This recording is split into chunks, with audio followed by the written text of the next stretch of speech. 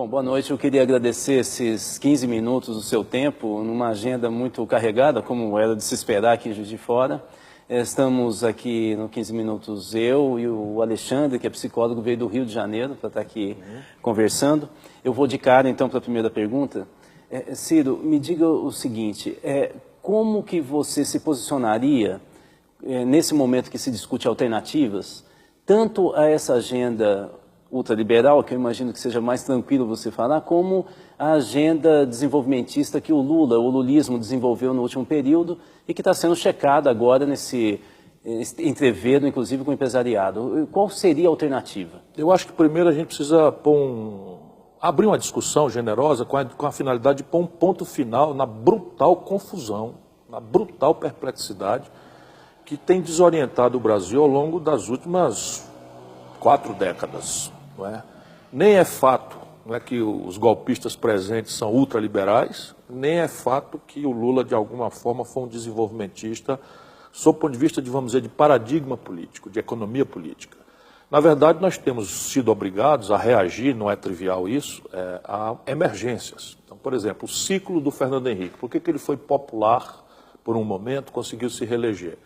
Porque a inflação no Brasil, ao contrário do que os manuais de economia falam, da Chicago, nas coisas, não era uma doença da moeda, era um tributo Robin Hood às avessas, que cobrava pesadamente de quem não tinha excedente financeiro indexado nas correções monetárias e deixava livres, né, todos os endinheirados do país. Nós, ao cessarmos abruptamente este imposto, com a força e o risco político do Itamar Franco, que hoje, de forma absolutamente desonesta, o Fernando Henrique tem tentado apagar da história, assim como o George Orwell denunciava lá no 1984, nós tivemos um ciclo de consumismo populista, felicitante, mas insustentável. Tanto que quebrou o país 3 vezes e deu caminho ao Lula para entrar. Quando o Lula entrou, vou tomar um sintoma aí, de colapso, né? O câmbio no Brasil, a taxa de câmbio, que é um preço relativo que mexe com o preço do pão, do remédio, da passagem de ônibus, não cabe aqui explicar isso, mas o câmbio mexe com tudo isso, vocês sabem bem disso. Porque o Brasil importa essas coisas todas do estrangeiro e paga em dólar.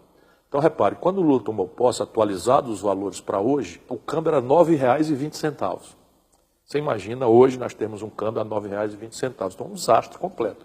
O que é que o Lula faz? Genialmente, ele acha um ponto de conciliação, que eu discordo, mas valorizo, tanto que aceitei ajudá-lo, de beijar a cruz da ortodoxia, que não tem nada de ultraliberal, é pior, é uma coisa estúpida. Essa trempe de câmbio flutuante, meta de inflação e superávit primário, apurados no exercício fiscal de 1 ano, sem considerar questões estratégicas sensíveis do país, sequer de natureza fiscal, com uma política monetária absurdamente louca que acaba erodindo qualquer sanidade fiscal possível e imaginável. Não há como o Brasil equilibrar suas contas com esses juros estúpidos, criminosos com que a política do Banco Central trabalha. E o stop and go do câmbio. Você tem, por exemplo, o Lula pegou em 9,20, trouxe para 1,75, o país se sentiu com um ciclo, que o Fernando Henrique chama de sorte, mas na verdade ele não quer dar o braço a torcer de que o Lula é muito melhor do que ele, mas muito melhor mesmo como líder, como estadista, como homem público, com todas as deficiências do Lula, que não são pequenas também. O Lula é intrinsecamente conservador, sob o ponto de vista de economia política. Não é por maldade, é porque a mãe dele disse que não é para gastar mais do que ganha, e ele vai replicando essas lógicas, que são, afinal de contas, compreensíveis. Participei muito intimamente desse período histórico todo. Ajudei o Itamar no Real, ajudei o Lula no Estado. E o Lula foi bafejado por um ciclo original e não repetível. Não vai ser possível imaginarmos o Brasil se sustentar pagando um modo de consumo moderno, celulares, e química fina, e carros, e eletrônica, etc., e informática, com o complexo agroindustrial e minerador do país, porque não tem valor agregado. Porém, no ciclo do Lula, essas commodities explodiram de preço. E o Lula teve como financiar um outro ciclo de consumo populista felicitante. E aí beijou a cruz da ortodoxia, manteve rigorosamente os mesmos fundamentos estúpidos da economia política que ao longo dos anos 80 para cá proibiu o Brasil de crescer, está deteriorando nossas condições de vida, mas conseguiu algumas proezas relevantes, muito relevantes. a provar que a política pode produzir ciclicamente esses milagres. Primeiro, proeza, o salário mínimo, que é base econômica para toda a massa salarial, saltou de $76 a poder de compra, com o Fernando Henrique, para 320. As pessoas não compram dólar, mas comem pão.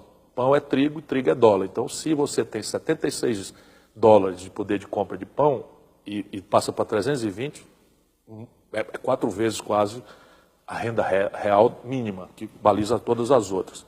Segundo, forçou a mão na contramão de uma política monetária ultra-ortodoxa, juros altíssimos, exorbitantes, mas foi criando instrumentos de crédito dirigido, né? Forçando a mão para um crédito dirigido à indústria e aos serviços do brasileiro que vai exportar ou prestar serviço no estrangeiro, que se está criminalizando, quando o mundo inteiro faz isso, forçando a mão na direção do crédito subsidiado para a agricultura, forçando a mão para o crédito para a agricultura familiar, forçando a mão para o crédito para a construção civil no Minha Casa Minha Vida, com subsídios, etc, etc. Fato, saltamos como proporção do PIB de ridículos 22%, 25% do PIB, a proporção do crédito, para 55%. E, terceiro, a rede de proteção social. Essa é fato.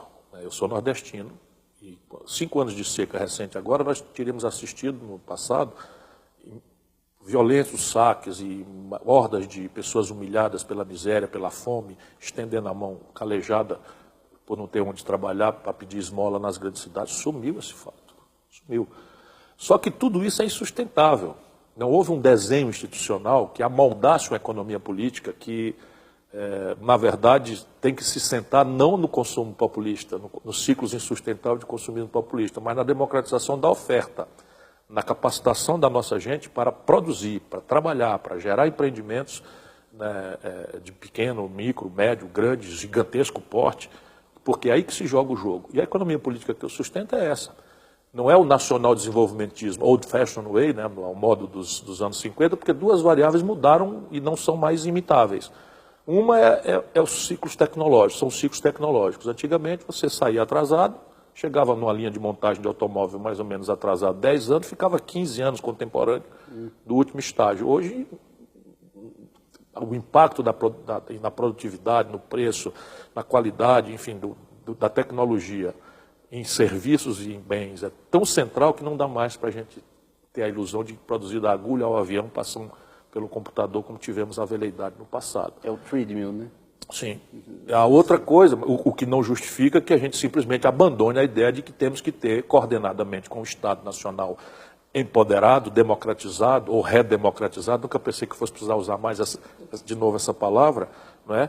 Associar-se com quem trabalha e produz para produzir uma agenda concreta e tal, que eu posso especializar com você, o que é que eu estou já tentando detalhar.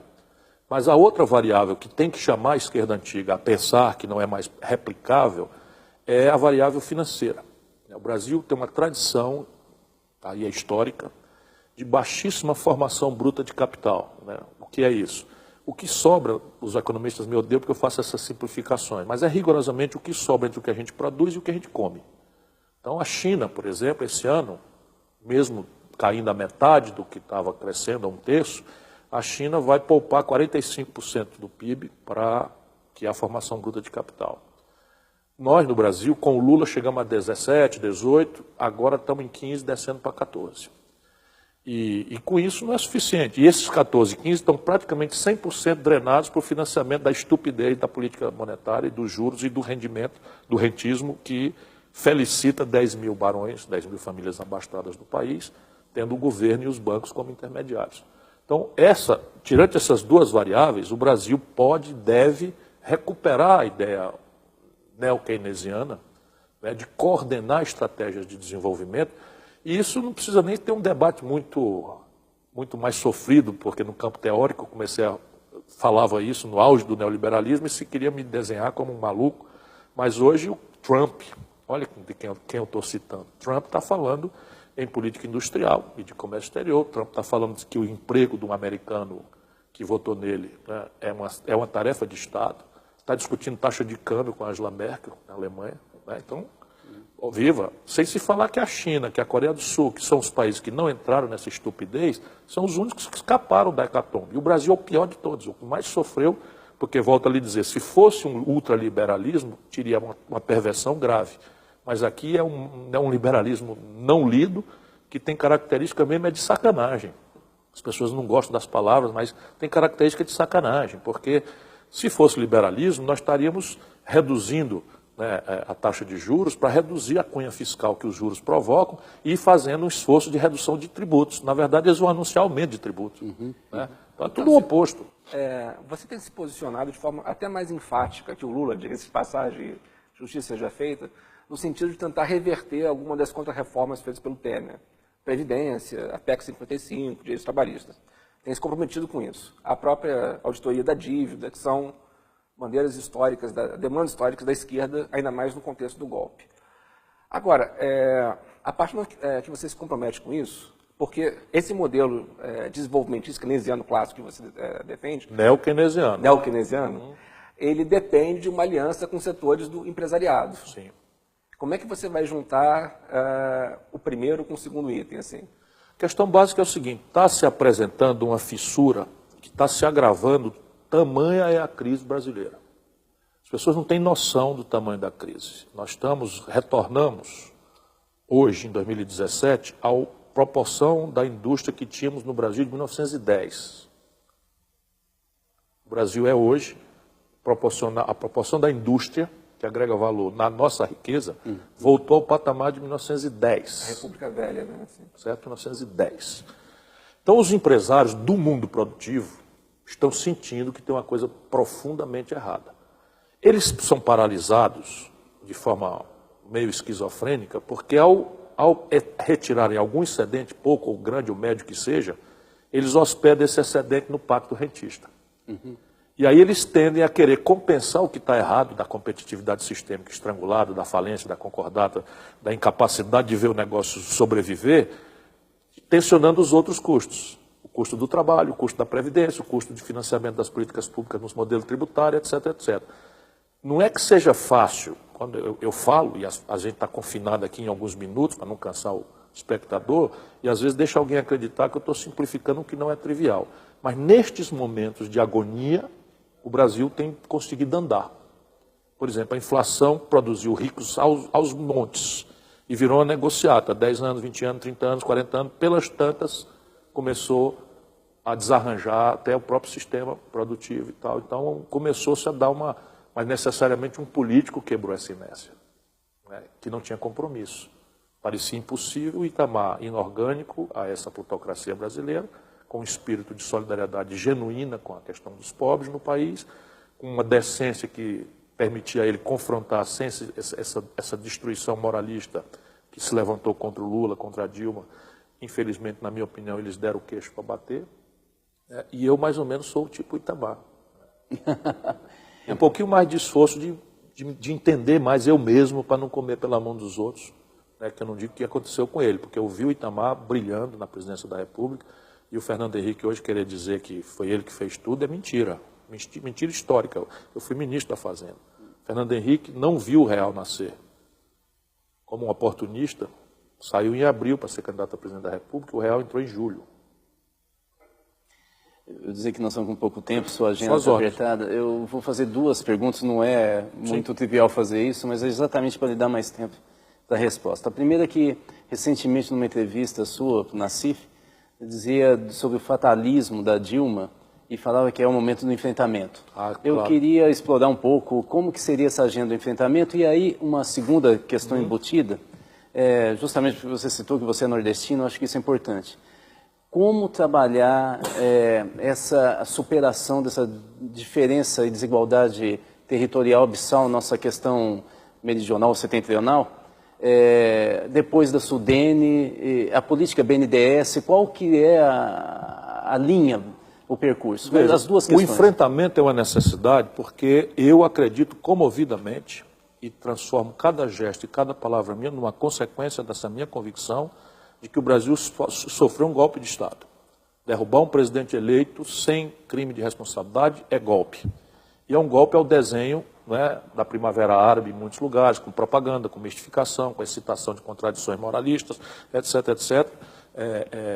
E eu fico muito zangado com as conciliações do Lula e do PT, porque acabaram de votar, se essa narrativa é fato, Nós sofremos um golpe, quem praticou o golpe foi o Senado da República. Pois o PT fez um acordo e elegeu a mesa do Senado com um membro do PT em nome de um carguinho, de uns DASzinhos, de uns milhõezinhos para traficar influência. E isso, esse tipo de conciliação está matando o Brasil e, pior do que isso, está matando a confiança da sociedade brasileira na sua representação progressista. E veja bem, nós estamos levando esporro no meio da rua, eu não, porque uma certa respeitabilidade adquirida aí há muitos anos, ou quando não tenho, me imponho, né? Mas você imagina o que é que nós estamos ouvindo aí, qualquer boboca. Né? Outro dia eu estava num restaurante em São Paulo e acendeu meu telefone, uma mensagem de um amigo meu, dizendo, olha, Ciro, cuidado, dá uma olhada nisso. Um cara que a gente descobriu fácil, chefe de gabinete do Alckmin, dando R$1.000 para quem me hostilizasse no restaurante. Sim, ninguém foi. A formiga sabe o pau que rói. Mas enfim, mas por que nós perdemos a respeitabilidade? Perdemos porque de tanto conciliar, nós ficamos iguais. Quem botou o Lula, o Michel Temer nesse lugar aí? Quem botou o Eduardo Cunha nesse caminho aí? O Lula entregou Furnas, e eu protestando e tal. É evidente que eu tenho que reconhecer que a política real, né, impõe certas concessões. Eu estou me preparando para presidir o Brasil. Mas há determinados limites a partir dos quais você não é mais você, você é o outro. E isso está acontecendo conosco. E agora só tem uma saída, é o confronto, é a demarcação de campo. E eu não advogo violência, mas quem dita a condição da luta é o campo e a arma do adversário. É assim que eu penso.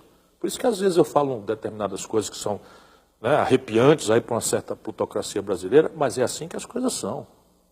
Eu estou muito zangado com o que eu estou vendo acontecer no país. Não se faz o que está se fazendo. Essa PEC 55 é um outro golpe, é uma revogação da Constituição de 88 na sua substância, né?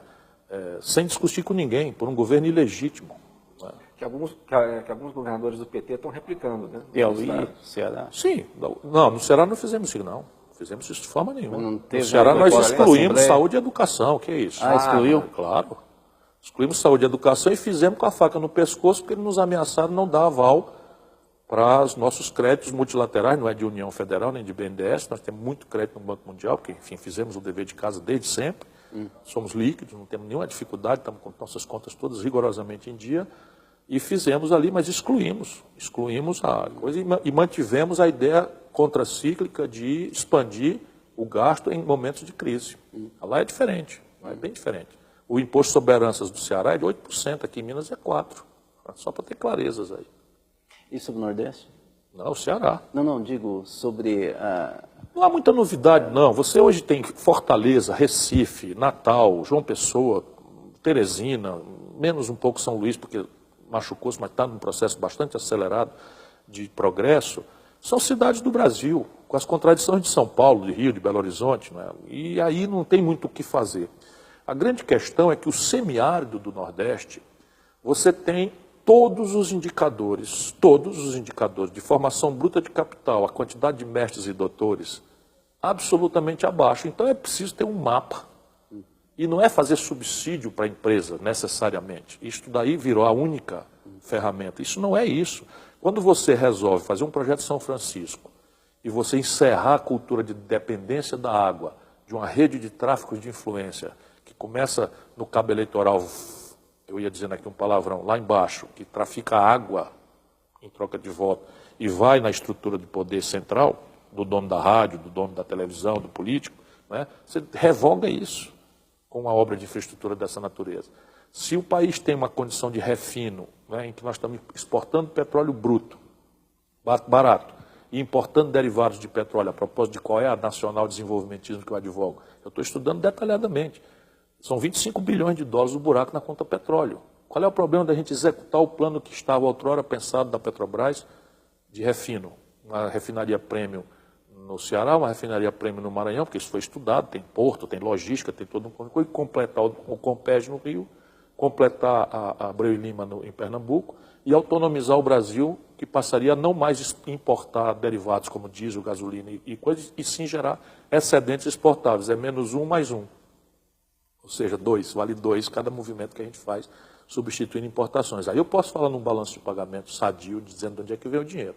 E, portanto, de uma estabilidade da taxa de câmbio que não me leva a esse começa e volta, começa e para, que tem sido o crescimento. Lula popular, Dilma cai. Fernando Henrique popular, Lula ganha. Enfim, por quê? Porque nós não temos projeto. E o projeto não pode depender de personalíssimos, caudilhescos, que é outro problema. Nós somos latino-americanos, somos latino-americanos, temos um viezinho caudilhesco, golpista, que está na nossa alma também. É preciso empoderar o povo. Eu brinco com o Lula, que a única reforma institucional que ele fez, que o Michel Temer provavelmente não vai poder revogar, é a tomada de 3 pinos. Não é? Mudou a tomada de 3 pinos, foi a única que provavelmente ele não vai revogar. O resto ele vai tomar tudo de volta. Porque nós não institucionalizamos nada. A política externa brasileira nem sequer foi minimamente esclarecida para o povo. E era revolucionária. Eles já destruíram o BRICS, né? A ideia de fortalecer a unidade sul-americana, aproximando o Mercosul de Unasul e tal. Tudo isso está sendo jogado na lata do lixo. E a gente vai fazer o quê? Tem que ir para o confronto, hein? E com figuras pouco diplomáticas, né? O José Serra, agora o... Só com vendilhões, rapaz. Vendilhões. O Serra saiu porque é um rato, porque está vendo que o governo Temer não vai entregar a agenda. Aí entrou esse outro aí, que foi ninguém menos do que aquele que o golpe mandou explicar o golpe nos Estados Unidos. Ele foi explicar o golpe lá nos Estados Unidos, o Aloysio Nunes Ferreira. Só uma última curiosidade mesmo. Revogaram a lei de partilha, estão tensionando para acabar com o conteúdo nacional. É do que se trata. Qual a sua opinião? Hostilizam a Venezuela, dizendo que nós tratamos a Venezuela numa política ideológica, quando a Venezuela deu no melhor momento, 5 bilhões de dólares de superávit na balança comercial com o Brasil. E eles estão hostilizando talvez um dos mais importantes parceiros comerciais do Brasil no mundo, bilateralmente falando, e nós é que tratamos a Venezuela com ideologia. Antichavista de lá, né? Sim, claro. Sim. E qual a sua opinião sobre essa emergência de algumas forças ou lideranças de esquerda, do campo de esquerda, o popular de esquerda? Isso é o que o país precisa, como renovar. Boulos, Jean Willis, o Boulos é um belo de um quadro. O Boulos é um belo de um quadro, tem um único defeito, nada que o tempo não resolva, que é muito jovem. Nada que o tempo não resolva, mas ali tem uma semente, uma liderança. O Jean Willis escolheu um caminho, acho que é um caminho muito respeitável, eu gosto dele, tenho afeição, tenho respeito, mas não creio que ele pretenda ter a completude do Boulos, né? Não é fácil uma pessoa que aceitou a ideia meio sectária de uma certa intransigência que o pessoal impõe e de determinados temas que são meio segregacionistas e tal, se colocar de forma holista, compreensiva das contradições do Brasil, né? Por exemplo, um cara como eu posso dizer que sou solidário ao sem terra e, ao mesmo tempo, afirmar o meu respeito profundo pelo agronegócio. Eu não tenho empenho nem interdição que não me permita explicar, e não vejo contradição nenhuma. Eles, jovens, e ainda falando do Jean Willis, que é um belo de um quadro também, mas o Boulos eu estou olhando com muita atenção. Acho que é um cara que tem futuro. E comemoro isso, porque debaixo da sombra do PT não nasce nada. É sombra de mangueira, né? É muito ruim isso para o país. O PT é o partido mais importante. Se não tem outro líder, depende eternamente do carisma pessoal do Lula e tal. Eu disse para ele uma vez, enfim, é uma relação de aproximação e discussão há muitos anos, eu era prefeito de Fortaleza, votei nele no segundo turno em 89, na primeira eleição dele. Então temos afinidade, respeito e desavenças transparentemente feridas. Mas eu disse para ele uma vez, muito aborrecido, disse, Lula, e se você morrer? A população precisa saber que a Dilma tem capacidade de assumir o país. Essa tutela, de ficar dando palpite pelo jornal, isso foi uma das coisas que predispôs a queda da Dilma. Aquela nomeação do Lula ministro foi o maior disparate que eu já assisti na minha vida pública ever. Para sempre. Muito obrigado, boa noite. Obrigado, boa noite. E boa palestra agora. Obrigado a você.